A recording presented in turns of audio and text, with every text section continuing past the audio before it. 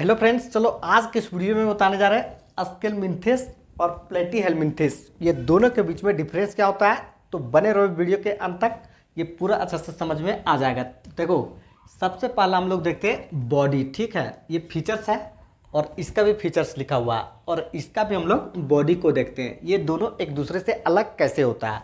तो सबसे पहले देखो, यहाँ पे लिखा हुआ है डोर्सो वेंट्रली। ठीक है, ये डोर्सल और वेंट्रल ये दोनों प्रकार में होता है और फ्लैटेंड होता है। ठीक, इसीलिए इसका जो कॉमन नेम होता है इसको हम लोग फ्लैटवर्म के नाम से जानते हैं। वहीं देखेगा इसका तो ये कैसा होता है, ये सर्कुलर होता है, क्रॉस सेक्शन एरिया में है। ठीक है, और यहाँ पे ये इसको हम लोग किस नाम से जानते हैं, तो राउंड वर्म के नाम से जानते हैं। तो बहुत बार सवाल में आता है कि राउंड वर्म किसको कहते हैं और फ्लैटर वर्म किसको कहते हैं। ठीक है, तो फ्लैट वर्म जो होता है प्लेटीहेलमिंथेसिस के लिए हो जाता है और राउंड वर्म जो होता है ये अस्केलमिंथेस के लिए हो जाता है। ठीक, अब यहाँ पे हम लोग देखते हैं थोड़ा सा डिफरेंस। ठीक है, यहाँ पे देखेंगे कि इसका एग्जिस्टेंस कैसा होता है, यानी कि ये सर्वाइव कहाँ पे कर सकता है और कैसे कर सकता है। तो देखो, ये जो एक्वेटिक कंडीशन है और टेरेस्ट्रियल है, यानी कि ये पानी में भी रह लेगा और ये जमीन पे भी रह लेगा। ठीक, इसके बाद देखो, ये जो होता है फ्री लिविंग होता है, यानी कि किसी पे निर्भर नहीं होता है। ठीक, और इसके बाद पैरासिटिक जो होता है ये किस में होता है, तो याद रखेगा ये एनिमल के साथ भी पैरासिटिक कंडीशन बना सकता है और प्लांट्स के साथ भी पैरासिटिक कंडीशन बना सकता है। ठीक, जैसा कि अगर हम लोग बात करते हैं एक्टोपैरासाइट्स, ठीक है, और इंडोपैरासाइट्स, तो एक्टोपैरासाइट्स कहाँ पे होता है, जो यहाँ पे देखेगा जो होता है यहाँ पे, ठीक है, हेड में होता है, और यहाँ पे स्टोमक में जो होता है इकोलाई इल्लो क्या हो जाता है, इंडोपैरासाइट। ठीक है, तो ये डिफरेंस बन जाता है। अब यहाँ पे हम लोग समझते हैं नेक्स्ट। देखो, इसमें बोल रहा है इंडोपैरासाइट, मतलब अधिकतर जो है मोस्टली यहाँ पे बोल रहा है एनिमल्स के अंदर ये क्या होता है, तो ये इंडोपैरासाइट्स होता है। ठीक है, इंटरनली उसमें एग्जिस्ट करता है। इसके अलावा ये ह्यूमन बींग्स में भी क्या हो सकता है, तो इंडोपैरासाइट के रूप में रह सकता है। ठीक, कौन सा, तो प्लेटीहेलमिंथेस रह सकता है। अब देखो, पैरासिटिक कंडीशन जो होता है हुक्स एंड शक्कर, ये यहाँ पे बतलाता है। ठीक, तो अब देखो नेक्स्ट सवाल बनता क्या है, some absorb nutrient from the host. ठीक है, कुछ जो ऐसा होता है ये न्यूट्रिशन को अपना होस्ट से क्या करता है, एब्जॉर्ब कर लेता है। ठीक, अब यहाँ पे देखेगा तो थोड़ा सा डिफरेंस क्या हो जाता है, तो डिफरेंस ये हो जाता है कि फ्लेम सेल। ठीक है, ये फ्लेम सेल जो होता है ये कैरेक्टरिस्टिक्स होता है और ये बहुत इंपॉर्टेंट होता है कि फ्लेम सेल किसका कैरेक्टरिस्टिक्स होता है, तो प्लेटीहेलमिंथेसिस के। कभी याद करना यहाँ पे कि एग्जाम्पल दे देगा इसका, बोलेगा लीवर फ्लूक इसका कैरेक्टरिस्टिक्स फ्लेम सेल है या नहीं, तो इसको याद रखेगा। ठीक है, देखो ये जो होता है ये दो फंक्शन को रेगुलेट करता है। ठीक है, ओस्मो रेगुलेशन और एक्सक्रीशन, यही दोनों फंक्शंस के लिए मददगार होता है। कौन, तो यहाँ पे फ्लेम सेल होता है। ठीक, अब देखो यहाँ के बाद जो फीचर है इसको हम लोग उसके साथ कंपेयर करेंगे। ठीक, तब जा करके ज़्यादा समझ में आएगा।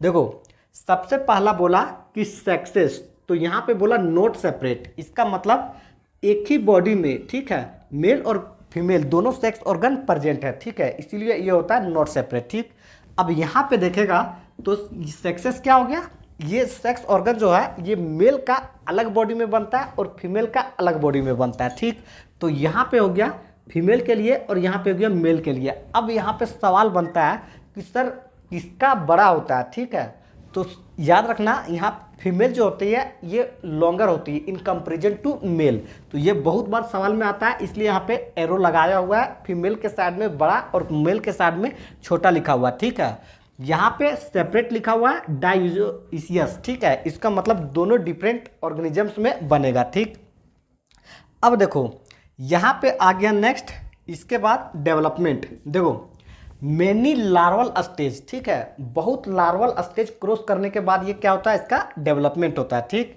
तो वहीं देखेगा इसका डेवलपमेंट जो है ये मे भी डायरेक्ट भी हो सकता है या फिर इनडायरेक्ट, दोनों प्रकार का डेवलपमेंट पॉसिबल कहाँ पे है, तो यहाँ पे याद रखेगा ये हो गया अस्केलमिंथेस इसके अंदर। ठीक है, लेकिन यहाँ पे देखेगा तो लार्वल स्टेज, इसका मतलब ये डायरेक्ट डेवलपमेंट नहीं हुआ, ये हुआ इनडायरेक्ट में हुआ। तो एक तरह के डेवलपमेंट कहाँ पॉसिबल हुआ, इसके अंदर, और दो तरह के डेवलपमेंट कहाँ पे पॉसिबल हुआ, उसके अंदर। ठीक है, अब यहाँ पे नेक्स्ट समझो, कुछ कुछ यहाँ पे लिखा हुआ ज़्यादा है, ठीक है। देखो ये है बायलेटरल सिमिट्री, ठीक है। पहला देखो इसका सिमिट्री कैसा हुआ, बायलेटरल, इसका भी सिमिट्री कैसा हो गया, बायलेटरल हो गया, ठीक। उसके बाद देखेगा ये है ट्रिप्लोब्लास्टिक एनिमल, ठीक। अब ये भी देखेगा तो ये कैसा एनिमल है, ट्रिप्लोब्लास्टिक एनिमल है, ठीक। उसके बाद बोलता है ये है आक्वाइलेमेट, इसका नेचर है, ठीक है। और इसका जो है ये कैसा है, सूडोक्वाइलेमेट, ठीक है। तो यहाँ पे दोनों में क्या हो गया, डिफरेंट हो गया, ठीक है। ये कॉमन नहीं रहा, तो ये दोनों बहुत इंपॉर्टेंट हो जाएगा, ठीक। इसके बाद देखो organ level, level of organisation जो है ये किस तरह से है, ऑर्गन लेवल इसका ऑर्गेनाइजेशन का लेवल है। यहाँ पे एक स्टेप ज़्यादा है, क्योंकि ऑर्गन लेवल के बाद बनता क्या, ऑर्गन सिस्टम बनता है, जिसको कौन फॉलो करता है, तो ये स्केलमिंथेस का फॉलो करता है इसको, ठीक है। अब इसका जो फर्टिलाइजेशन है ये कैसा है, तो इंटरनल फर्टिलाइजेशन है, ठीक है। यहाँ पे देखेगा इसका भी फर्टिलाइजेशन कैसा है, इंटरनल फर्टिलाइजेशन से, ये दोनों क्या हो गया, कॉमन हो गया। अब देखो प्लेनेरिया जो है ये सबसे ज़्यादा रिजनरेशन पावर इसी के पास होता है, ये बहुत इंपॉर्टेंट हो जाता है और बहुत बार सवाल में आता है कि रिजनरेशन पावर सबसे ज़्यादा किसका होता है, तो याद रखेगा प्लेनेरिया का। अब देखो इसका एग्जांपल टेनिया जो होता है इसको हम लोग बोलते हैं, कॉमन नेम इसका होता है टैपवर्म, और फेस्क्यूला जो होता है इसको हम लोग बोलते हैं लीवर फ्लूक, तो इसको देखेगा बहुत ध्यान से।